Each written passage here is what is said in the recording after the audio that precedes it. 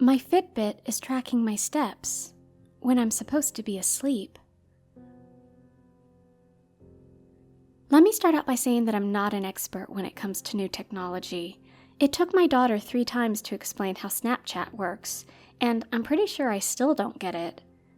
Anyway, my birthday was about 2 weeks ago, and she decided she wanted me to join her at our local Planet Fitness. First, she said it would do me good to get out and about more, and second, there was some promotion going on where new members had the chance to win one of those smart exercise bands, a Fitbit Ionic. I didn't have the heart to say no to her, especially after she was kind enough to get me a few cute pairs of leggings. It felt a little exciting to imagine the younger men checking me out, even if I was sure that they probably weren't. Still, after my divorce, I had been wanting to boost my self-esteem, so this seemed like a good idea. I was honestly shocked when I got the phone call that I had won the sweepstakes, and immediately called Allie. "That's so cool, Mom!" she squealed when she heard the news. "I don't know the first thing about this kind of stuff, Allie. Why don't I just give it to you?" "What? Heck no! You earned that! Besides, I use my Samsung Gear and Beats at the gym, so I think I know how to set it up for you," she insisted. There really wasn't any talking her out of it, so when it came in, she synced it to my phone, set up a profile, and added me as a friend on the app. She showed me how to keep track of my heart rate, calories burned, and even steps I took every day. "Reminds me of when your dad was on parole and had that ankle bracelet on," I quipped. "Give it a try this weekend when we do our cardio," Allie suggested. It felt good to have her motivating me, especially after the rough year we'd had. So on Saturday, I joined her for a 7:30 class. We did a little Zumba, and then we moved on to the stationary bike. When we got to the local granary so she could pick up some supplements, she showed me how to sync up my progress. The smartwatch vibrated softly to show that I had met my daily goal of 5,000 steps, and I got some sort of badge. "Wow, way to go, Mom!" Allie said, giving me a high five.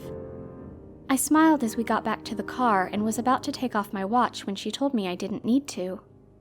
"Allie, I'm just going home to take a nap," I told her. Then she told me how it could track my sleep patterns, too. "The only time I take my gear off is when I'm showering or it needs charging," she explained. I didn't see much point in arguing with her. When I got home, I did exactly as I intended and went to sleep. Anyway, I didn't really notice the problem until that Sunday night.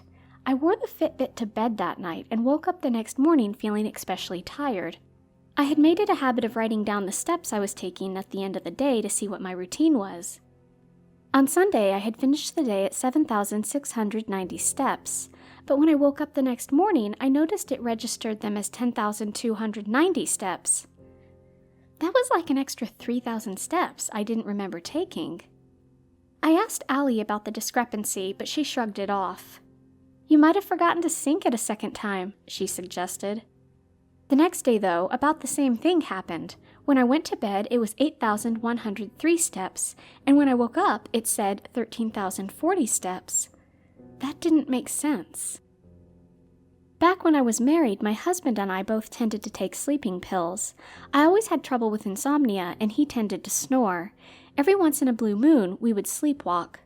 I wondered if that was what was happening here. It occurred every day that week, and finally on Saturday, I decided to see if I could figure out if maybe I was right. I went to the local Best Buy and got one of those fancy cameras you can set up to monitor where you go, like on a bike run. GoPro?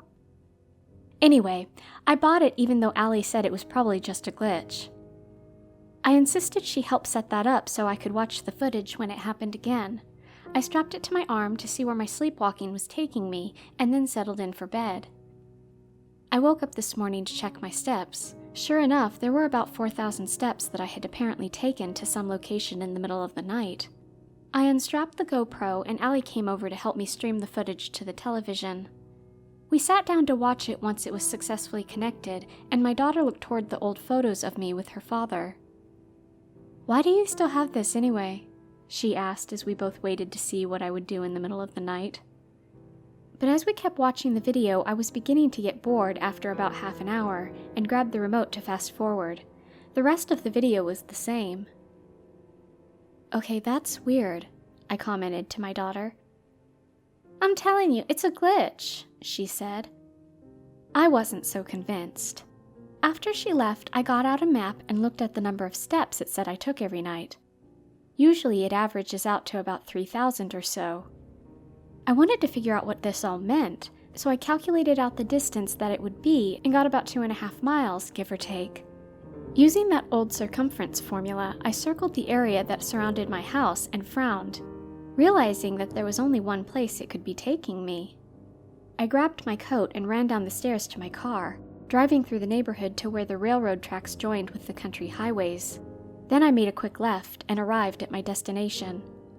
I stepped out and looked at the vacant lot and slowly walked across the quiet field to where the familiar tombstone sat. It was, of course, my dead husband's. I hadn't been here in almost a year since his suicide. Even though we had hit our rough patches and I had let go of old memories, I still had feelings for him. So much so that we had agreed to buy our burial plots next to each other. I remembered how his suicide note had blamed me and Allie because we couldn't love him anymore the way he had wanted. Soon we'll all be a family again, it had said at the end. Then I got a chill when I saw the fresh flowers on the stone with my name engraved. I knelt down to examine them and pick them up, my blood running cold when I saw someone had somehow carved in today's date for when I was meant to die. I stood up, feeling uneasy as though some unseen force was watching me. Then I felt my Fitbit vibrate softly and I glanced at my wrist. The steps were still gradually going up as I stood there, as frozen as a statue. I took it off my wrist and threw it to the ground. Then I left the graveyard as quickly as I had come. I didn't tell Allie about the experience. I really don't know what to make of it myself. She did make one comment to me when I told her that I had decided to pawn the watch, my explanation for not keeping it. "How much did you get for it?" she asked. When I asked why, she made a slight shrug and answered, "Mine's been having the same glitch since this morning."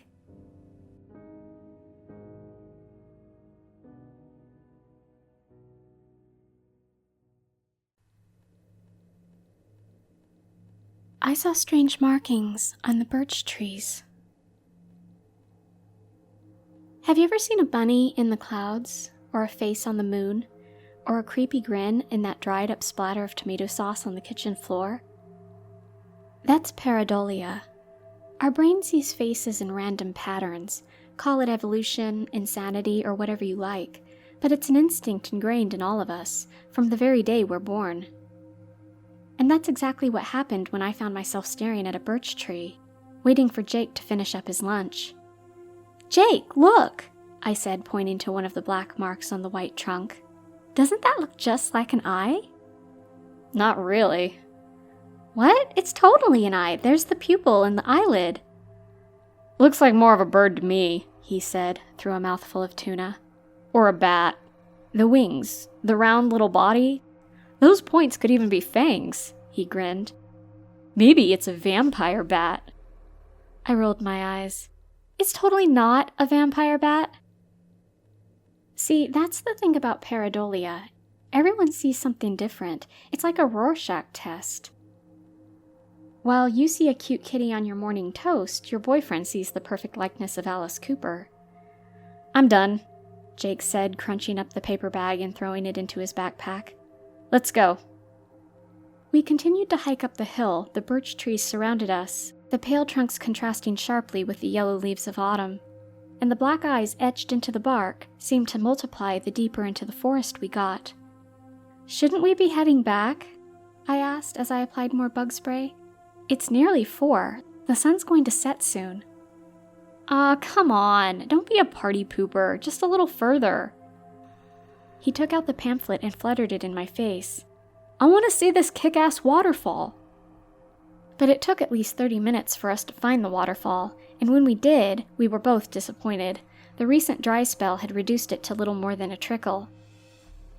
"It was worth it," Jake said, trying to convince himself more than me.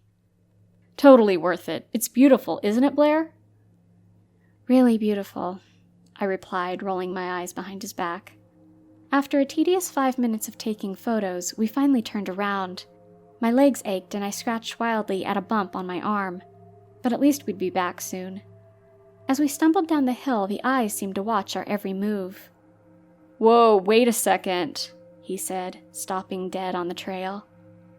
I groaned. "Jake, come on, we need to get home." It was nearly 5:30 now, and the forest was darkening with every passing minute. "Look at that tree." I looked up and squinted in the shadows. Among the sea of white and black and orange, nothing looked amiss. "What are you talking about?" I said, glancing from tree to tree. "I don't see any—" No. There, a few feet off the trail, was a pure white birch tree. All the black markings were gone. No eyes, no birds, no bats. "Maybe it's like an albino birch tree or something," I said, ignoring the chill down my spine. "Then how come we didn't see it on the way up?" "I mean, I was looking at the ground most of the time. I didn't want to trip. There are so many rocks and—" My eyes flicked back to the trees and I faltered. Now several of the birch trees were white. "Jake?" We both gasped. Before our eyes, the black markings wriggled and twitched. They scuttled down the trunks across the forest floor, towards us. "No, no, no," Jake whispered. A low chittering burst through the darkness. The crunch of leaves, the snap of twigs, and a sickening clicking sound. "Run!" I screamed. But I already felt the prick of their legs on my ankles, the touch of their smooth round bodies, the itch of their long antennae switching against my calves. We ran as fast as we could. The chittering grew louder into a shrill scream. Don't turn around, I thought, an intense itch flaring up my legs. Just focus on running. Focus, focus. I turned around. The insects, or whatever they were, had coalesced into a dark shape, wriggling, writhing, twisting in the gray shadows of the forest, a shape with wobbly legs, a throbbing chest, a lumpy head. A human shape. Around us, the trees paled as more of the things spilled out into the trail. Just keep running, I told myself. Just keep running. But the image of them crawling up my legs, under my shorts, and all over my body didn't budge. "Are we almost there?" I shouted. I don't know." The trail was now a shifting, rippling mess of black, and the shape, it was growing larger by the second. But then I remembered. "I have an idea!" I screamed. I reached into my backpack and pulled out the aerosol can, and aimed at the ground. Pshh! Shrill squeals in response. The Black Sea parted and we ran for our lives. It felt like hours had passed when we were finally out of the woods, huffing and puffing in the dying sunlight. "What were those things?" I said, collapsing against the hood of the car. "Beetles? Or—" Jake shook his head. "Let's just get out of here." We dove into the car and I thrust the keys into the ignition. And in the shadows of the forest, I could just make out the figure. As we pulled out, it turned its head, watching us. I mean, it didn't really look like a person, but pareidolia is a powerful thing.